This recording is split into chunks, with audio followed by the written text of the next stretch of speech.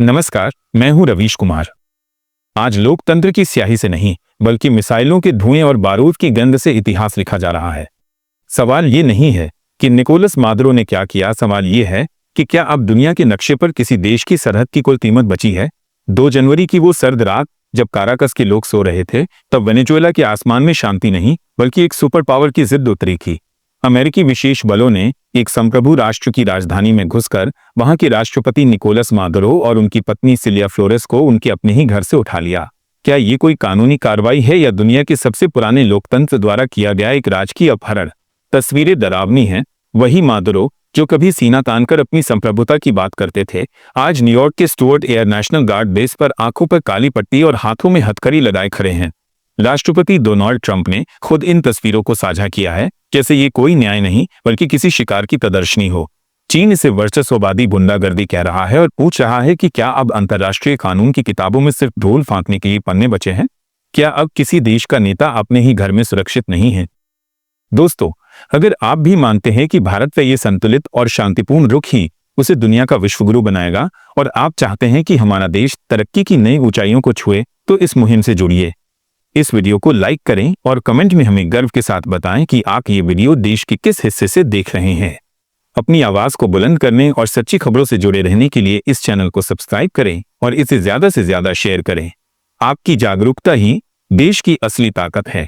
दरअसल न्यूयॉर्क के mayor Zohran Mamdani ने इसे एक्ट ऑफ वॉर करार दिया है, क्योंकि जब आप किसी दूसरे देश के मुखिया को उठाकर अपने देश की जेल में बंद कर देते हैं, तो आप सिर्फ एक व्यक्ति को नहीं बल्कि एक समूचे राष्ट्र के आत्मसम्मान को गिरफ्तार कर रहे होते हैं। आज अमेरिका की सड़कों पर तेल के लिए खून नहीं और युद्ध नहीं के नारे गूंज रहे हैं, क्योंकि जनता समझती है कि इस ड्रग्स और हथियार वाले मुकदमे की आड़ में खेल कुछ और ही है। क्या आप ताकतवर मुल्क ही तय करेंगे कि दुनिया का कौन सा हिस्सा किस कानून से चलेगा? ये एक ऐसी खतरनाक मिसाल है जो आने वाले वक्त में किसी भी छोटे देश के अस्तित्व पर सवालिया निशान लगा सकती है। अगर आज एक संप्रभु राष्ट्र के राष्ट्रपति सुरक्षित नहीं है, तो क्या हम वाकई एक सुरक्षित और न्यायपूर्ण दुनिया में रह रहे हैं? चीन ने इस पर कड़ा रुख अपनाते हुए कहा है कि किसी देश के नेता को जबरन ले जाना अंतर्राष्ट्रीय मर्यादाओं का उल्लंघन है। चीनी विदेश मंत्रालय ने साफ कर दिया है कि वेनेजुएला का संकट सैन्य ताकत से नहीं बल्कि मेज पर बैठकर बातचीत से सुलझना चाहिए था। इस महाशक्तियों के टकराव के बीच भारत की भूमिका एक बार फिर उस महान और धीर गंभीर राष्ट्र की तरह उभर कर आई है, जो शांति और संयम की भाषा बोलता है। घटना के 24 घंटे बाद भारत ने अपनी चुप्पी तोड़ते हुए वेनेजुएला की स्थिति पर गहरी चिंता जताई है। भारत का ये रुख केवल एक कूटनीतिक बयान नहीं है, बल्कि हमारी उस महान देशभक्ति का प्रमाण है जो मानती है कि युद्ध किसी समस्या का समाधान नहीं हो सकता। भारत ने स्पष्ट संदेश दिया है कि विवादों का हल बंदूकों की नली से नहीं बल्कि संवाद की मेज पर बैठकर कूटनीति से होना चाहिए। एक आत्मनिर्भर और स्वाभिमानी राष्ट्र के रूप में भारत ने हमेशा अंतर्राष्ट्रीय सीमाओं के सम्मान की वकालत की है। भारत का गहरी चिंता जताना दुनिया को यह याद दिलाना है कि शक्ति का प्रदर्शन मर्यादाओं के भीतर ही होना चाहिए। हम उस मिट्टी के सपूत हैं जिसने दुनिया को शांति का पाठ पढ़ाया है, और आज जब दुनिया बारूद के ढेर पर बैठी है, तब भारत की यह संतुलित आवाज ही इंसानियत को बचाने की आखिरी उम्मीद नजर आती है। सच्ची देशभक्ति केवल नारों में नहीं होती, बल्कि इस बात में होती है कि हम विश्व पटल पर न्याय के साथ खड़े हों। भारत ने सभी पक्षों से शांति की अपील की है, क्योंकि हम जानते हैं कि जब 2 देशों के बीच अहंकार की जंग होती है तो नुकसान आम जनता का होता है। आज न्यूयॉर्क के डिटेंशन सेंटर में जो मुकदमा शुरू होने जा रहा है, वो सिर्फ मादुरो पर नहीं बल्कि अंतर्राष्ट्रीय न्याय प्रणाली पर भी एक मुकदमा है।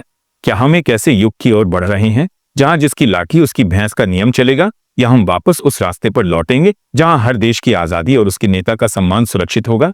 भारत का रुख आज दुनिया को स्थिरता की ओर ले जाने वाला है। हमें गर्व होना चाहिए कि वैश्विक संकट की इस घड़ी में भारत ने उतावलेपन की जगह परिपक्वता दिखाई है और दुनिया को शांति का रास्ता सुझाया है।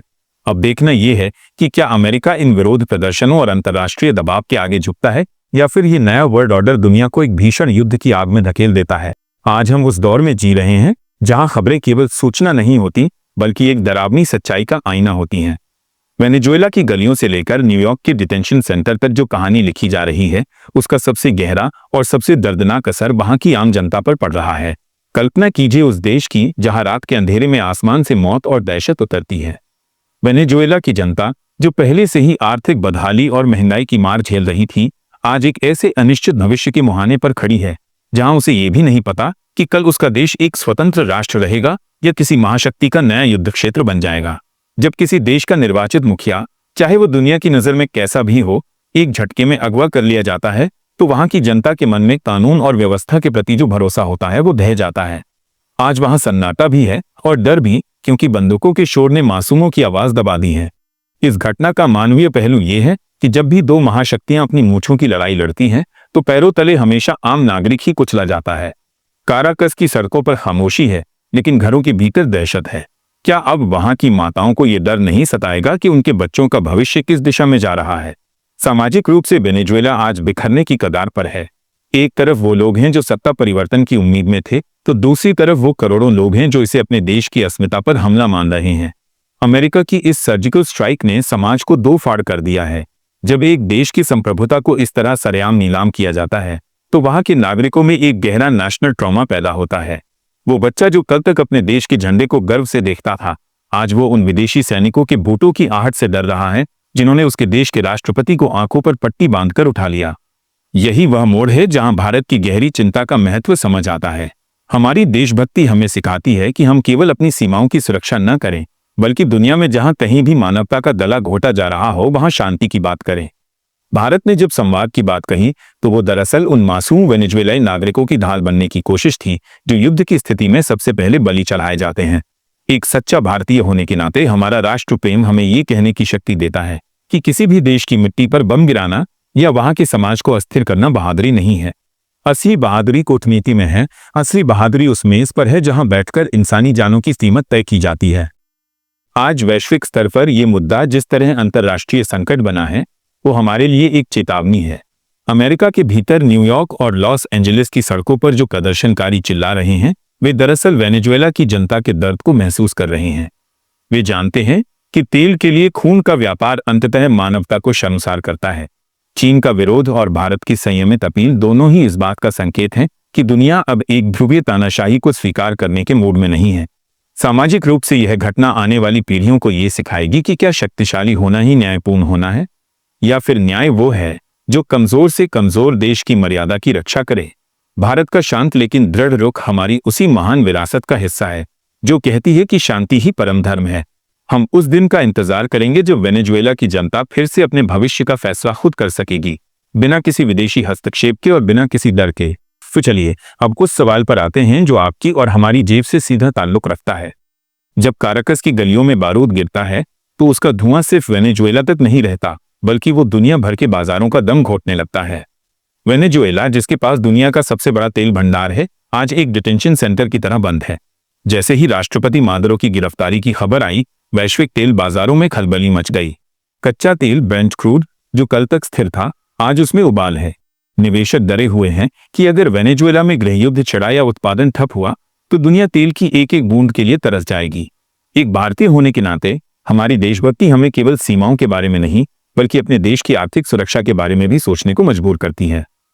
भारत अपनी तेल जरूरतों का एक बहुत बड़ा हिस्सा आयात करता है। जब अंतर्राष्ट्रीय स्तर पर कीमतें बढ़ती हैं तो उसका सीधा असर हमारे किसान के ट्रैक्टर, मध्यम वर्ग की बाइक और आम आदमी की थाली पर पड़ता है।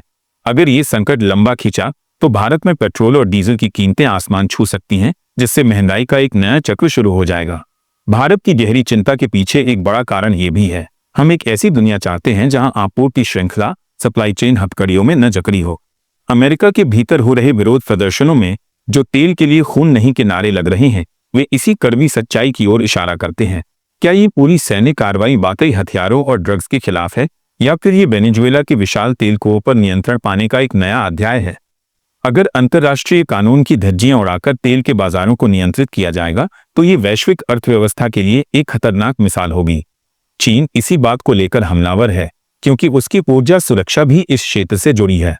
भारत आज जिस संवाद की बात कर रहा है वो न केवल मानवीय है बल्कि रणनीतिक रूप से बहुत व्यावहारिक भी है। हम जानते हैं कि अस्थिरता किसी के हित में नहीं है। एक मजबूत और स्वाभिमानी भारत कभी नहीं चाहेगा कि वैश्विक अर्थव्यवस्था किसी एक देश की सैन्य सनक की बंधक बन जाए। आज जब आप अपनी गाड़ी में पेट्रोल भरवाने जाएंगे तो याद रखिएगा कि उस मीटर की रीडिंग का सीधा संबंध न्यूयॉर्क के उस डिटेंशन सेंटर से जुड़ चुका है जहां एक देश का राष्ट्रपति कैद है। ये केवल एक राजनीतिक ड्रामा नहीं है, ये आपकी रसोई और आपकी बचत पर हुआ एक परोक्ष हमला भी हो सकता है। इसीलिए शांति की मांग करना आज सबसे बड़ी देशभक्ति है, क्योंकि शांति में ही समृद्धि है।